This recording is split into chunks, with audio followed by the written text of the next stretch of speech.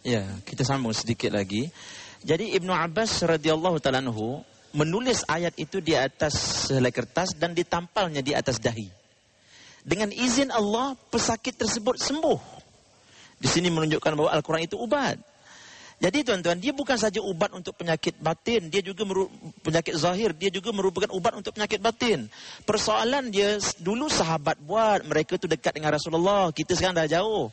Bukan itu persoalannya. Persoalannya nak buat ataupun tidak buat. Yakin ataupun tidak. Sebenarnya bila kita yakin kita buat, kita akan dapat lihat mukjizat Al-Quran ini. Saya ambil contoh, Saudara Pengerusi, izinkan saya seminit lagi. Pendekatan yang kita buat di negeri Selangor ini. Sebab kita buat musabakah negeri Selangor. Tuan-tuan, dulu kita tak pernah nak wajibkan orang-orang Islam membayar zakat. Nak bayar, tak bayar sudah. Seolah-olah zakat itu satu sedekah sunat. Tapi Alhamdulillah apabila kita mempraktikkan ayat wa idza hakamtum bainan nasi antahkumu bil adl. Bila kamu berhukum dengan manusia, hukumlah dengan seadil-adilnya. Sekarang ini yang kaya bekerja, mengaut keuntungan terus kaya. Yang miskin duduk, tak ada nak makan, tak ada duit nak makan dan sebagainya. Jadi Alhamdulillah kita menggunakan pendekatan bil adl. Yang kaya mesti bantu yang miskin. Sebab itu di negeri Selangor ni, negeri yang pertama mewajibkan pegawai-pegawai kerajaannya supaya membayar zakat pendapatannya. Alhamdulillah, dulu orang kata susah. Selepas kita laksanakan, rupanya inilah benda yang ditunggu-tunggu. Pengalaman saya apabila membuat berdakwah tentang zakat ini, kebanyakan umat Islam kata kami dah lama tunggu ni. Sebab kami nak pergi bayar zakat ke kaunter pun tak ada masa. Bila telah diwajibkan gaji kami dipotong, inilah yang kami nak. Rupanya kita ni takut pada bayang-bayang sendiri. Kalau kita buat, benda itu akan berjaya. Persoalannya yakin nak buat ataupun tidak. Ya, itulah persoalannya, yakin ke tak yakin. Mukjizat Al-Quran ni bukan zaman Umar saja. Mukjizat Al-Quran ni sepanjang zaman sampai kiamat, mukjizatnya akan kekal selama-lamanya. Tadi kalau kita lihat ada penonton lelaki tanya, alangkah baiknya kalau kita imbangkan balik. Ada penonton perempuan tanya, silakan. Ya. Assalamualaikum warahmatullahi taala wabarakatuh. Saya Hajah Salwiah binti Abdul Hamid dari Masjid Ar-Rahman, Kampung Sungai Pinang, Pulau Indah, ingin bertanya kepada para panel berkenaan masyarakat Madinah di zaman Rasulullah sallallahu alaihi wasallam telah dibentuk dengan akhlak Islamiah yang menjadi contoh kepada seluruh umat hinggalah di zaman masa kini dan dalam menjalankan segala urusan. Tapi setelah ketiadaan Rasulullah dan para sahabat, kehebatan akhlak tersebut telah menurun. Jadi saya ingin mendapat penjelasan dari para panel.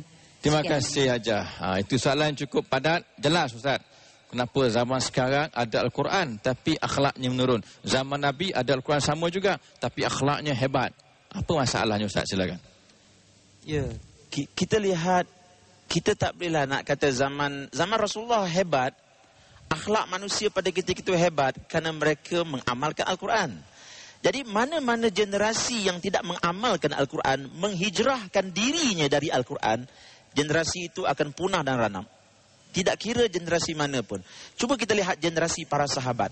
Selepas saja Rasulullah sallallahu alaihi wasallam wafat, maka mereka semua pergi ke Saqifah Bani Sa'idah untuk memilih siapakah bakal menjadi pemimpin menggantikan Rasulullah. Pada waktu itu golongan Ansar dan Muhajirin berkata, kamilah yang lebih layak. Muhajirin kata saya, Ansar kata saya. Akhirnya mereka, orang kata dalam istilah kata, berebut siapakah nak jadi pemimpin. Cuba tengok akhlak orang yang berpegang kepada Al-Quran. Sedang mereka masing-masing berhujah siapa lebih layak.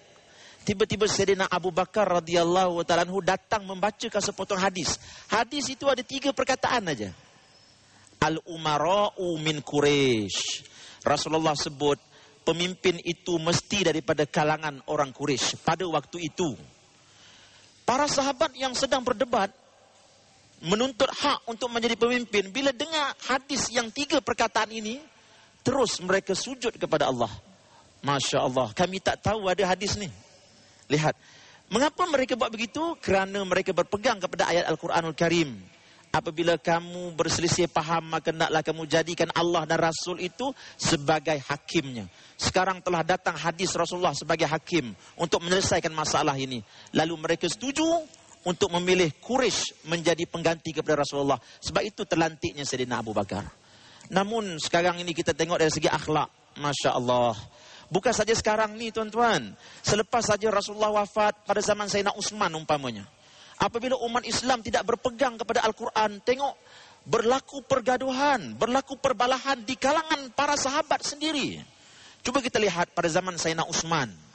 Apabila ada seorang Yahudi bernama Abdullah bin Sabah melancarkan satu gerakan bawah tanah untuk menghancurkan kekuatan orang Islam. Kononnya dia menghantar sepucuk surat kepada penduduk di Kufah. Surat itu kononnya daripada Sayyidina Aisyah. Minta penduduk Kufah datang gulingkan Sayyidina Utsman. Satu lagi surat datang pergi kepada penduduk di Baghdad. Minta datang surat itu kononnya datang daripada Talhah bin Ubaidillah. Penduduk-penduduk di Kufah, di Baghdad dan sebagainya, mereka terima surat tersebut dan mereka marah kepada Utsman. Masya Allah. Sampai Siti Aisyah pun benci pada Utsman. Sebenarnya surat itu dibuat oleh Abdullah bin Sabah, seorang Yahudi yang ingin memecah belahkan masyarakat. Tetapi silapnya masyarakat Islam pada waktu itu, mereka tidak berpegang kepada sepotong ayat. Ayat tersebut berbunyi, Ya ayyuhalladzina amanu in ja'akum fasikum binaba'in fatabayyanu. Wahai orang-orang yang beriman, apabila datang khabar daripada seseorang yang fasik, maka hendaklah kamu siasat dulu, jangan terus percaya. Silap umat Islam pada waktu itu, dapat surat terus percaya. Lalu mereka beramai-ramai pergi ke Madinah Al-Munawarah dan mereka menggulingkan Sayyidina Utsman daripada takhta kerajaan.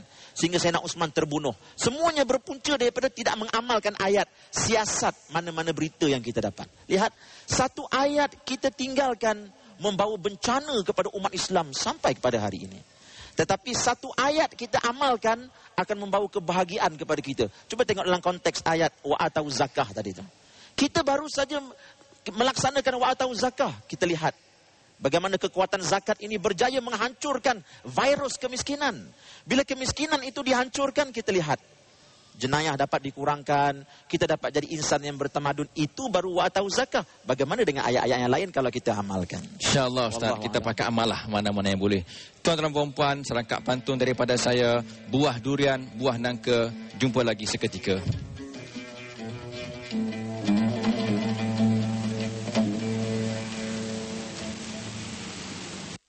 Teruskan Ustaz Zawi Yusof. Kalau kita lihat Ustaz, dalam Al-Quran sudah cukup lengkap dah tentang peranan masing-masing. Terutamanya soalan amar ma'ruf nahi mungkar. Tapi kadang-kadang Ustaz, bila orang sebut amar ma'ruf nahi mungkar, orang nampak itu tugas Pak Imam, itu tugas Ustaz Zawawi, Ustaz Uda sahaja, itu tugas Pak Bilal, bukan tugas semua orang. Dan kita lebih bersikap individualistik, nafsu-nafsi, aku-aku, engkau-engkau. Lantaklah nak jadi apa? Apa pandangan Ustaz? Okey. Muslimin muslimat sekalian, Al-Quran ni sebut tadi obat. Jadi dia obat. Kalau orang sakit, obat ada. Tapi kalau tak makan, dia makin sakit. Al-Quran juga suplemen, badan dah sihat. Kalau makan, lagi sihat. Okey. Jadi bila sebut amar ma'ruf nahi mungkar, cerita amar ma'ruf ni cerita fardu ain. Bukan cerita sunat-sunat, fardu ain. Kalau cerita mushaf, cerita Quran, dalam Quran berpuluh ayat cerita tentang amar ma'ruf nahyu mungkar. Okey. Cerita amar ma'ruf ni cerita tegur menegur. Ad-dinun nasihah. Tengok ayat Quran, hadis Nabi, ad-din an-nasihah. Kalau agama, dia mesti nasihat. Kalau kamu ada agama, kamu kena menasihati orang. Kalau kamu agama, bukan pandai nasihat saja, kena terima nasihat. Kalau ada agama, tak nak terima nasihat, ada masalah agama dia. Okey. Jadi tegur menegur. Tegur menegur ni sebenarnya bukan orang biasa je. Nabi Muhammad, sahabat pernah tegur. Allah tegur Nabi Muhammad, Nabi terima. Sebab tu sahabat Nabi ni, cuma nak tegur tu dia ada strategi. Okey, dalam Quran Allah menceritakan kadang-kadang ayat tentang amar ma'ruf ni Allah mendahulukan suruh amar ma'ruf dulu daripada sembahyang. Dalam Quran Allah Ta'ala sebut, contohnya, wal mu'minuna wal mu'minat ba'duhum awliya'u ba'd ya'muruna bil ma'ruf wa yanhauna 'anil munkar. Lepas tu Allah sebut wa yuqimuna as-salah. pentingnya kadang lebih dulu dia. Tuan-tuan, kenapa suruh ma'ruf? Suruh ma'ruf sebab dalam hati kita ni ada baik. Sebab tu suruh keluarkan potensi. Dalam ma'ruf, suruh buat ma'ruf. Cegah mungkar, maknanya yang luar-luar ni jangan kotor benda dalam. Ma'ruf ni bukan kat luar. Ada setengah tempat tu jalan je nama ma'ruf, tapi pun tempat banyak tak elok, tak boleh juga. Jalan kena bagus, tempat bagus. Dua. Yang ketiganya, ma'ruf ni, amar ma'ruf ni, dia punca orang dapat kemuliaan. Allah Ta'ala sebut, kuntum khaira ummatin ukhrijat linnas ta'muruna bil ma'ruf. Maknanya orang nak mulia kena tegur. Sebab kita ni hebat macam mana pun mesti ada salah punya, mesti ada lemah punya. Hujan apa Ustaz? Bumi mana tak ditimpa sebab dia pakai pantun ni. Bumi mana tak ditimpa hujan, laut mana tak bergelora, orang mana tak ada salah. Jadi kalau nak hebat, kita kena sedia terima teguran. Dan tegur pula, ni tegur, dia kena tegur dengan mulut. Apa khabar? So kan Quran sebut, hadis Nabi sebut, tegur dengan mulut, dengan lidah, dengan perkataan. So kalau boleh tegur dengan mulut, tegur. Apa khabar? Ni kenapa tak solat? Ada jenis orang, jenis belai. Ada jenis orang, kena pulah telinga itu, cubit-cubit. Ada orang kena kuat kuasakan undang-undang. Tadi, zakat, tak nak bayar. Ni undang-undang. Ajaran sesat, mula-mula jangan buat. Siap kamu. Cekik dia kejar. Macam Selangor duk buat ni. Duk tangkap orang ajaran sesat. Sebab kalau main bagi tahu je, sebab tu, dia nak hebat ni, dua, kekuatan suruh satu, kekuatan undang-undang satu. Sebab tu orang ada kuasa, kalau kita tak ada kuasa, jangan macam Hidayah Pin tu, cari tak jumpa naik ke langit tu. Bila orang biasa suruh tegur, tak ke mana pun. Bila orang ada kuasa tegur, dia siap. Sebab tu nak tegur, dia guna strategi. Macam solat jugalah. Solat ni, bila orang depan buat salah, cara tegur dia, Subhanallah. Maknanya kita tegur kerana Allah. Sebab orang bermasalah ni ialah orang yang perlu dirawat. Subhanallah, lembut. Orang kena tegur pula. Bila kena tegur, dia akan fikir, apa salah aku? Barulah harmonis. Ni kalau tegur je, siapa tukang tegur? Siap kamu. So nak ceritanya, tegur menegur satu benda wajib dalam agama. Kalau tak tegur, contoh, tuan-tuan cuba tanya, kita tegur anak kita berapa lama? Tegur isteri. Tuan-tuan lalu jalan one way. One way. Bila lalu one way, bila kita lalu, orang lain masuk jalan kita. Kita naik kereta, orang salah jalan. Apa kita buat? Bukan main marah lagi. Dalam kereta, tak boleh lah. Kadang-kadang angkat, tak boleh. Kadang buka cermin, bagi isyarat itu ini. Kenapa? Salah jalan, orang belakang pun semua duk hon semua. Orang salah, semua nak tegur. Kat jalan raya, salah, orang tegur. Tapi kat rumah, suami tak tegur dan sebagainya. Dan ada pula orang, bila tegur je, dia tahu ustaz ni asyik kata korang aja. Yelah, kalau tak kata orang, nak kata siapa lagi ustaz? Ya, itulah ustaz. Kita kena tegur menegur. Itulah turun Al-Quran pun. Ini ustaz udah sebagai masa 2 minit ustaz. Al-Quran sebagai perlembagaan kita. Pegang, kita selamat. Kalau kita paling tak selamat, apa hurai ustaz? Ya, telah pun saya sebutkan sebentar tadi bahawa Al-Quran ini kalau kita amalkan, kita pasti akan selamat. Allah Ta'ala sebut, kalau kita tak pegang, tak selamat. Faman a'rada an dzikri fa innalahu ma'isyata dhanka. Barang siapa yang ketepikan Al-Quran, maka dia akan bertemu dengan masa depan yang sempit. Ini kata Allah, ini janji Allah. So kita kena yakin. Jadi kita hidup di zaman mana pun, kita mesti bersama dengan Al-Quran. Kita mesti memuliakan Al-Quran. Alhamdulillah hari ini musabaqah ini pada saya dia merupakan sebahagian daripada cara untuk kita memuliakan Al-Quran. Sebab Nabi sebut dalam sepotong hadis, Zainul Quran bi aswatikum fa inna sautal hasan yuzidul Quran al-hasan. Hendaklah kamu hiaskan Al-Quran ini dengan suara kamu. Sesungguhnya suara yang indah itu menambahkan kehebatan Al-Quran. Jadi usaha-usaha seperti ini perlu dibuat untuk kita letakkan, untuk kita masukkan dalam hati umat Islam pada hari ini akan kehebatan Al-Quran tersebut. Salah satunya beginilah. Dan saya lihat beberapa pendekatan-pendekatan lain perlu diambil supaya kita dapat merasakan Al-Quran ini hebat. Sekarang ini kita mungkin tak terasa sehebat mana kerana kita tidak mendalami Al-Quran itu. Kalau hari ini kita lihat berapa ramai di kalangan kita yang boleh membaca Al-Quran dengan baik. Sebab itu bila kita buka kelas-kelas Iqra, kadang-kadang yang datang tu orang tua pun ada. Alhamdulillah lah, mujur dia datang. Tapi nak ceritanya masyarakat kita pada hari ini tak ramai yang mendalami ilmu Al-Quran. Sebab itu Nabi pesan kepada kita, Al-Quran ni mesti dipelajari.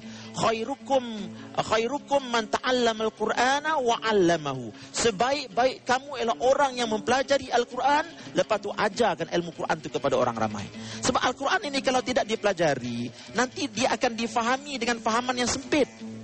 Maka bila difahami dengan fahaman yang sempit, ini yang menyebabkan orang lihat Al-Quran ini tidak indah. Contohnya fahaman orang kata menolak dunia, katakan tadi, ya. Sedangkan Ustaz Zawi sebut tadi, dunia ini perlu dicari 100% dan akhirat perlu dicari 100%. Ada orang yang terlibat dengan sesetengah fahaman, kita akhirat saja. Jadi ini berpunca daripada memahami Al-Quran dengan cara yang tidak betul. Jadi kalau kita nak letakkan Al-Quran ini hebat di kacamata umat Islam semua, kita kena perhebatkan ilmu tentang Al-Quran itu sendiri. Terima kasih Ustaz. Itulah tuan-tuan dan puan-puan. Bahagialah mereka yang ada Al-Quran, baca Al-Quran, fahami Al-Quran dan amalkan Al-Quran. Dan malang sekali orang yang ada Al-Quran, simpan saja Al-Quran tersebut di dalam almari. Tidak dibaca, tidak difahami dan tidak diamalkannya. Apapun, terima kasih kepada Kerajaan Negeri Selangor dan juga Jabatan Agama Islam Selangor ataupun JAIS di atas Al-Kuliah pada petang ini. Dan juga tuan-tuan dan puan-puan yang turut hadir sebagai penonton di sini maupun penonton yang ada di rumah yang berhadapan dengan kaca TV. Jazakallah khairan katsira. Serangkap pantun daripada saya, Adu Saleha dan Dangan Mawi. Terima kasih Ustaz Uda dan Ustaz Zawi. Jumpa lagi tuan-tuan minggu hadapan. Wabillahi taufiq wal hidayah. Wassalamualaikum warahmatullahi wabarakatuh.